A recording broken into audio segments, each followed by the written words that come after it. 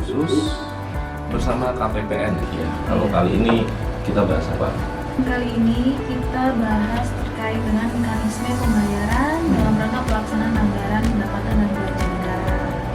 Keuangannya itu di sini ada beberapa pejabat ya. Oke. Ada kuasa pengguna anggaran, KPA, ada pejabat membuat komitmen, lalu juga ada pejabat penandatanganan SPM, surat perintah pembayaran, pejabat bendahara pengeluaran. Itu minimal ada 4 pejabat pengelola keuangan yang harus ada di masing-masing satker, Pak. Untuk satker ini ada beberapa mekanisme. Di sini ada mekanisme pembayaran secara langsung. Secara langsung ada pembayaran secara uang persediaan. Nah, untuk kita jelaskan dulu secara langsung. Secara langsung itu dari rekening milik negara itu ditransfer langsung ke rekening penerima. Misal gaji Bang Fauzi kan sebagai PNS RRI ya. Nah, itu gajinya tuh dibayarkan langsung ke rekening Bang Fauzi. Itu namanya pembayaran secara langsung. Berarti langsung ke penerima. Iya, betul individualnya, sekali. ya. Oke. Nah, selanjutnya untuk yang uang persediaan itu dari rekening negara ke rekening bendahara. Jadi ada sistem transit di situ, ada sistem namanya istilah di itu tuh petty cash ya. Terus kalau jenis belanja pegawai kan ada banyak ya, ada tadi gaji. Selain itu apa aja? Ya, untuk gaji sendiri kan ada belanja gaji yang tidak rutin ya. Tidak rutin. Untuk yang nggak rutin tuh kayak belanja gaji kekurangan gaji, misal Bang Fauzi ada kenaikan pangkat, itu kan ada selisih penghasilan tuh. Oke. Harusnya itu dimintakan dalam, kalau di kami namanya itu jenis SPM ya, jenis SPM itu jenis kekurangan gajinya, kekurangan gaji. Terus misalnya Di juga, apel. iya, terus juga ada belanja gaji lainnya itu terkait dengan pembayaran uang lembur, uang makan dari pegawai ya. Uang lembur, uang makan itu masuk ke belanja pegawai lainnya. Oke. Jadi ada belanja gaji yang hidup, ada belanja gaji yang tadi non rutin ya, Pak? Iya. Non rutin itu yang terkait dengan gaji kekurangan gaji, terus juga ada gaji terusan, gaji susulan. Kalau semisal Banyak ya? iya banyak, ada juga masuk yang nggak rutin tiap bulan ya. Gaji Juga ada gaji lainnya itu terkait uang makan, uang lembur. Nah, itu untuk belanja gaji sejauh ini sih sudah menggunakan mekanisme dari langsung ya, langsung menerima dari filmnya. Misal nih misal dari pejabat akan melakukan perjalanan dinas ya, perjalanan dinas misalnya ke Jayapura. Kalau yang dulu kan pejabat menalangi beli tiket pesawatnya ya, uang pribadi. Nah, sementara pakai kartu kredit pemerintah udah nggak perlu tuh kayak gitu, karena kan kita tinggal booking aja, misal booking tiket pesawatnya lewat misal Shopee, Tokopedia, Bukalapak, itu sebenarnya sama, cuma di yang swasta tadi kan tidak ada kurasi, tidak ada seleksi apakah produk-produk yang dijual itu produk dalam negeri atau UMKM, itu kan nggak ada. Sementara di GPay ini kita bisa dibilang karena lokal, untuk daftarnya lokal.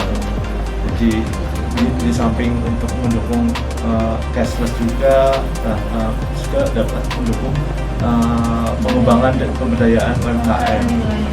Nah, untuk mekanisme pembayaran dari marketplace ini juga bisa memakai fitur KKP.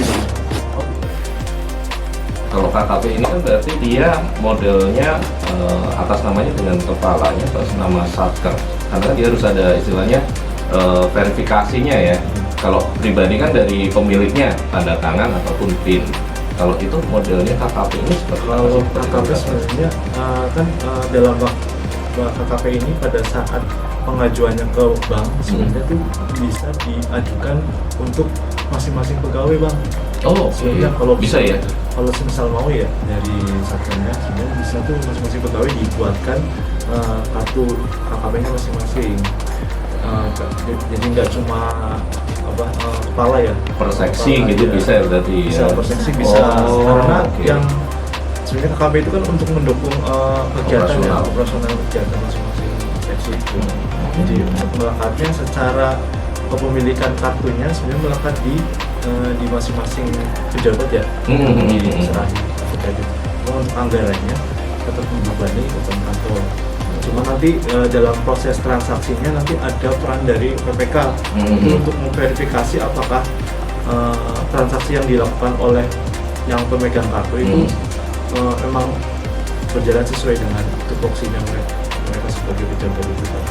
Jadi nanti tetap ada verifikasi dari PPK apakah ini transaksi pribadi atau transaksi kantor. Jadi kalau misal transaksi pribadi tetap nanti dibebankan ke si pemegang kartu itu. Sedangkan untuk Oh bisa berarti di kan bisa, gitu bisa. Oh, Karena itu oke, fungsi oke. dari PPK itu sendiri Oke. untuk memverifikasi transaksi itu.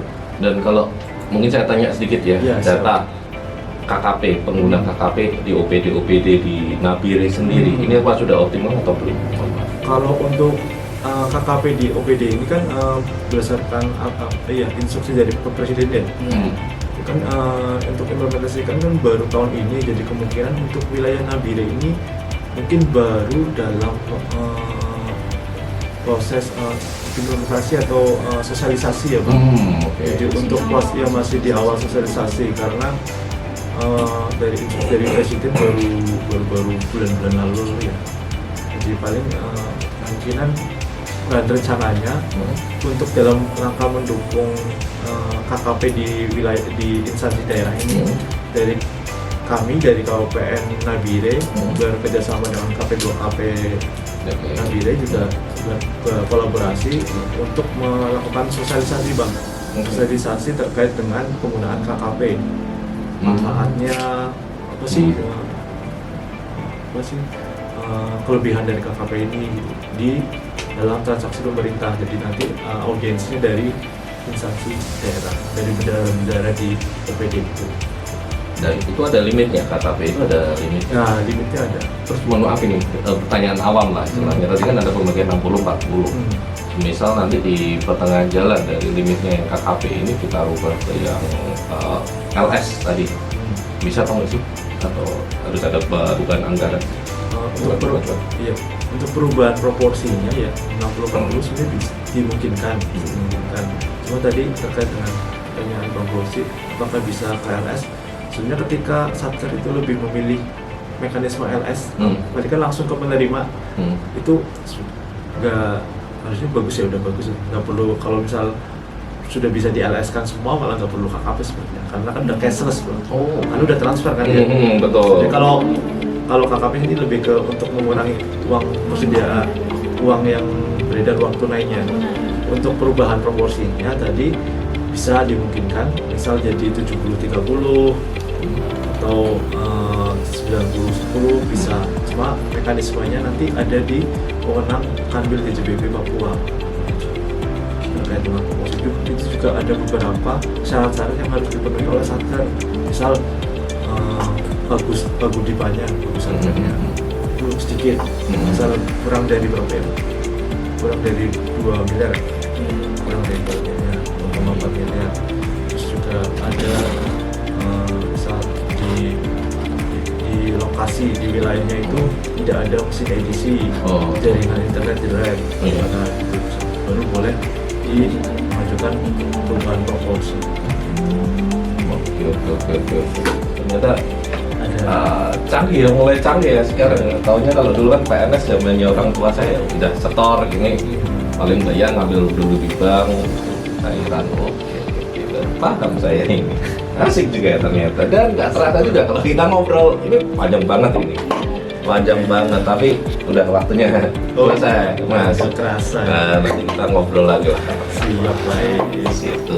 Dan saya minta closing statement deh untuk hari ini terkait topik kita hari ini tentang manajemen APBN. Silakan. dalam wakil KPPN. Mungkin harapannya dengan kegiatan ini ada khusus atau kita implementasikan inovasi KPPN melalui ngobrol bareng KPPN bisa mengedukasi masyarakat lebih jauh lebih dalam tentang mekanisme pelaksanaan KPPN pembayaran KPPN anggaran. Sering sedikit Pak. Mungkin semoga ya dengan adanya obrolan kita ya terkait dengan mekanisme PDR ini dengan tadi juga sudah obrolan terkait KKP ya, banyak obrolan KKP, semoga menjadi menambah wawasan dari pendengar-pendengar dari RRI Nabila, terutama dari satgas-satgas dinas ya, bahwa sebenarnya banyak sekali kelebihan dari penggunaan dari KTP di pemerintah. Mungkin kita bisa ngobrol-ngobrol lagi atau di dalam sesi sosialisasi. Siap. Terima kasih Pak. Siap, mantap ya. Jadi kalau kita mungkin kita simpulkan sedikit dari perbincangan di siang hari ini, ternyata pemerintah ini memang sudah memfasilitasi setiap satker, setiap OPD, setiap instansi vertikal yang ditempatkan di daerah ini memang sudah mantap, sudah digitalisasi semua. Jadi kita memang ready untuk digital lah sebenarnya, tinggal menyesuaikan, tinggal memang dari satkernya menyesuaikan dengan apa yang ada. Apalagi tadi kalau saya dengar KKP ini ya asik, karena kita memang, apalagi kita di RRI, di media digital, media untuk audio video lah di sini. Kita membutuhkan aplikasi-aplikasi digital dan pembeliannya memang nggak tahu dari sana memang mewajibkan harus pakai CC. Iya, pakai CC. Kita nggak pakai debit pun, ada 2 miliar di debit pun nggak bisa tuh beli kita di situ. Oke, jadi memang membantu sekali sih. Dan sukses terus untuk KPPN, sukses terus kawal gaji-gaji kita ini, apalagi awal APBN, gaji-gaji kita, terus THR kita, gaji 14 ini. Aduh, hampir segar sekali. Iya, terima kasih sekali sudah ada di siang hari ini di dialog khusus di siang hari ini, ngobrol bareng KPPN. Dan tetap Mbak Lala ini, terima kasih Mbak Lala sudah nemenin di siang hari ini juga. Nanti kita akan bertemu lagi di awal Oktober.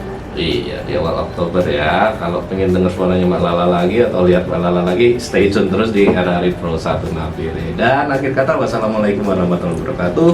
Jalan selalu Indonesia.